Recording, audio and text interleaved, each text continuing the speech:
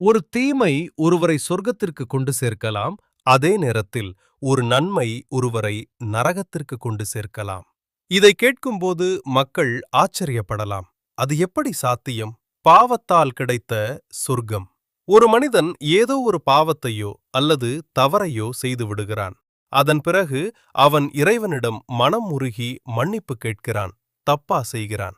தான் செய்த அந்த தவறை அவன் எப்போதும் நினைத்துப் பார்த்து நினைக்கும் போதெல்லாம் இறைவனிடம் பாவ மன்னிப்பு கோருகிறான். அஸ்தஃபிருல்லாஹ் என்று கூறுகிறான். தான தர்மங்கள் செய்கிறான், தொழுகிறான், மேலும் பண நன்மைகளைச் செய்கிறான்.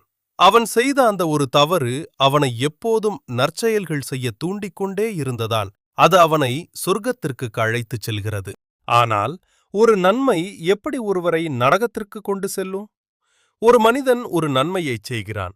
பிறகு அவன் எப்போதும், நான் மசூதிகளை கட்டினேன், அல்ஹம்துலில்லாஹ், நான் இன்னாருக்கு தர்மம் செய்தேன், அனாதைகளை ஆதரித்தேன் என்று கூறிக்கொள்கிறான். இதன் காரணமாக அவனுடைய நற்செயல்கள் அனைத்தும் வீணாகிவிடுகின்றன. ஏன் எனில் அவன் பிறர் பார்க்க வேண்டும் ரியா என்பதற்காக அந்த நன்மையைச் செய்தான். மறுமை நாளில், கியாமத் நாளில் தனக்கு மலை போன்ற நன்மைகள் இருக்கும் என்று அவன் நினைத்து கொண்டு வருவான். ஆனால் அங்கே அவனுக்கு எந்த ஒரு நன்மையும் கிடைக்காது.